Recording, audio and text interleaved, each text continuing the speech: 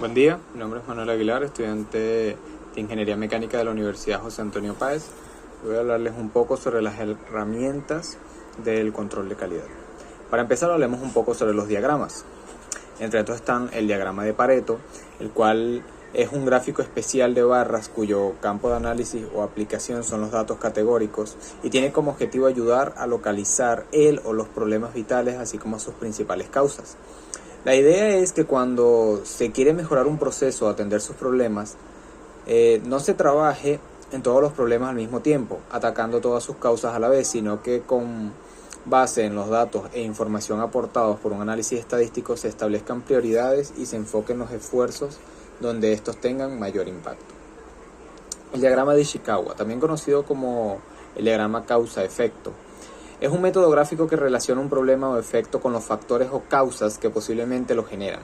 La importancia de este diagrama radica en que obliga a buscar las diferentes causas que afectan el problema bajo análisis y de esta forma se evita el error de buscar de manera directa las soluciones sin cuestionar cuáles son las verdaderas causas.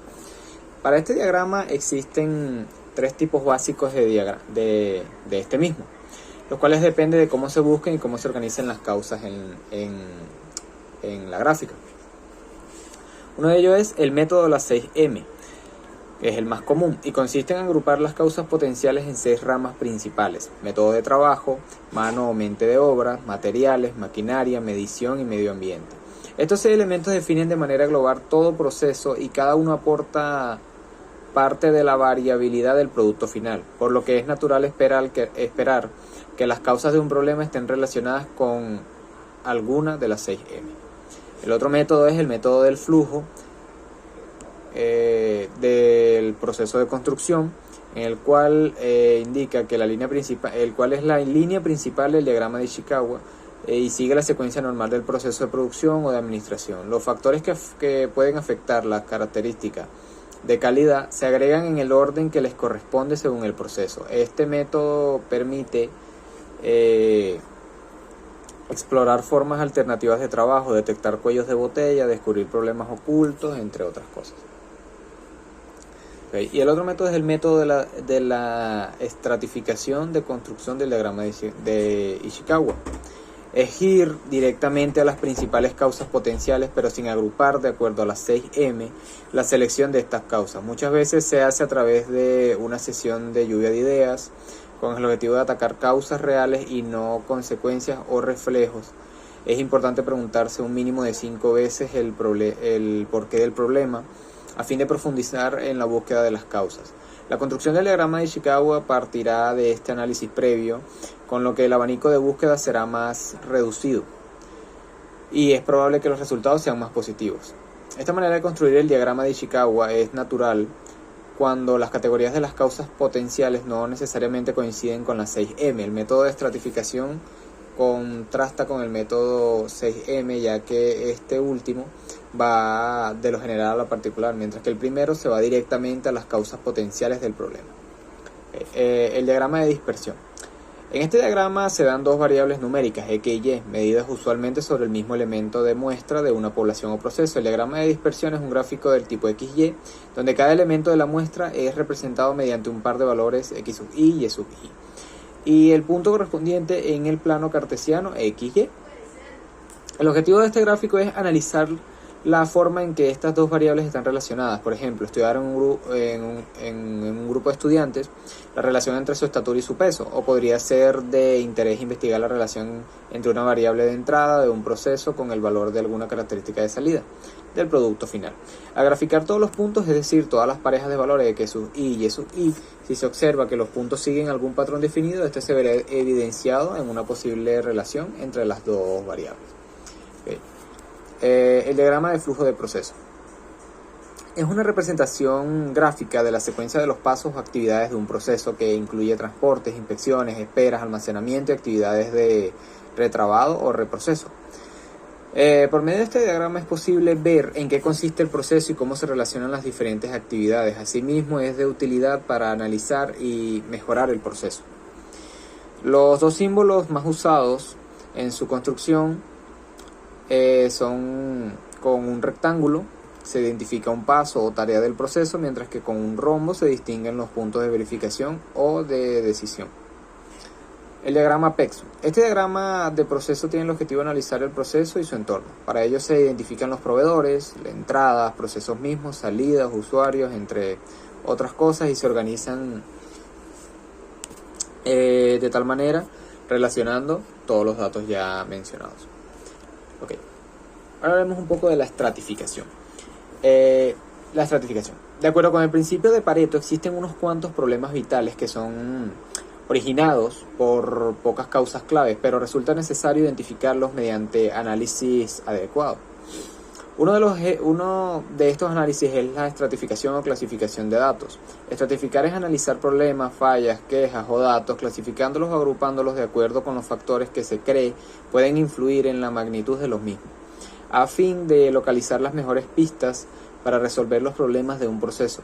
Por ejemplo, los problemas pueden analizarse de acuerdo con tipo de fallas, método de trabajo, maquinaria, turnos, obreros, materiales o cualquier otro factor que proporcione una pista acerca de dónde centrar los esfuerzos de mejora y cuáles son las causas vitales.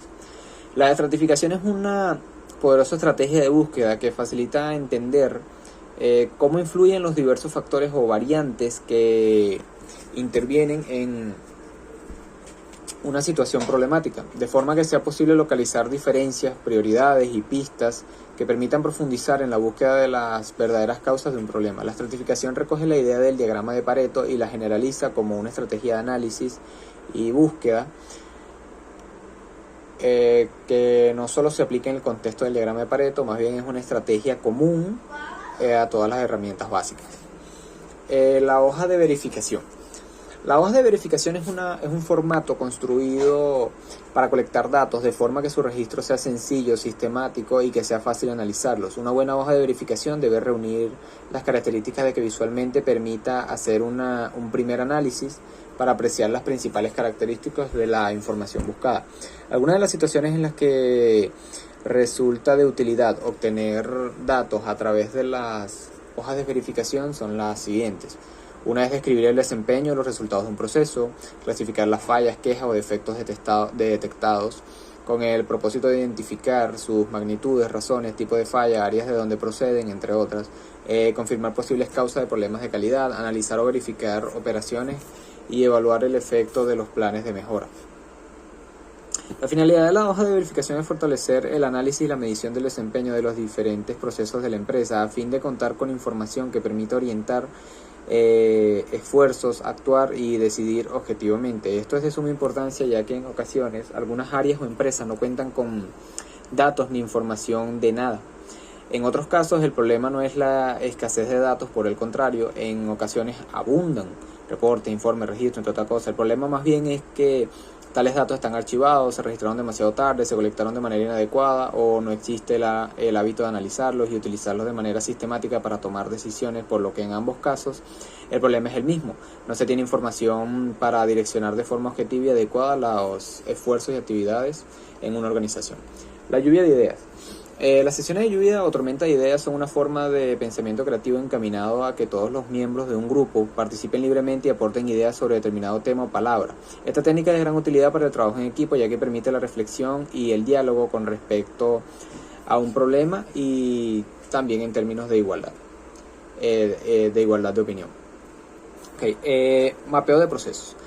Es frecuentemente que en los diagramas de flujo que son realizados en la etapa de diseño y documentación de un proceso se pierden detalles y actividades que están ocurriendo en el proceso. Por ello la idea del mapeo es hacer un diagrama de flujo más apegado a la realidad, en donde se especifiquen las actividades que efectivamente se realizan en el proceso, actividades principales, inspecciones, esperas, transporte, reproceso, entre otras cosas. Además, un proceso puede ir desde un nivel alto hasta uno micro. En el primer caso no se entra a detalles y de lo que se trata es de tener una visión macro del proceso, que muchas veces es útil para delimitarlo e iniciar el análisis del mismo. Función de calidad. Un proyecto Six Sigma debe reflejar la perspectiva del cliente y eso se hace preguntando y estableciendo métricas de calidad que reflejen la voz de este. Por ello es de gran utilidad el despliegue de la función de calidad, la cual es una herramienta de planeación que introduce la voz del cliente en el desarrollo y diseño del producto o el proyecto. Es un mecanismo formal para asegurar que la voz del cliente sea escuchada a lo largo del desarrollo del proyecto. También identifica medios específicos para que los requerimientos del cliente sean cumplidos por todas las actividades funcionales de la compañía. Para implementar se utilizan varios matrices cuyo propósito es establecer una manera sistemática de asignar responsabilidades para desplegar la voz del cliente, a fin de trasladar esos requerimientos en parámetros de diseño y fabricación o en actividades específicas. Así, el papel de es ayudar a entender las necesidades del cliente y transformarlas en acciones específicas, identificar áreas que requieran atención y mejoramiento y establecer las bases para futuros desarrollos. Y por último tenemos el sistema PokeJob o PokeJob.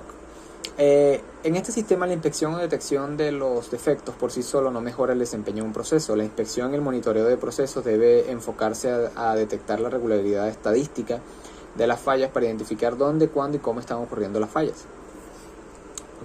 A fin de enfocar mejor las acciones correctivas. El reto no solo es detectar los defectos antes de que lleguen al cliente, sino eliminarlos.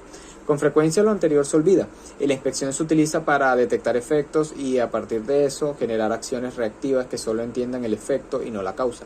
La situación empeora cuando las causas están relacionadas con errores humanos, ya que las personas tienen olvidos y la rutina de trabajo las puede llevar a los descuidos. En este contexto, el propósito fundamental del sistema PokeJob es diseñar sistemas y métodos de trabajo y procesos a prueba de errores inadvertidos, entre otras cosas.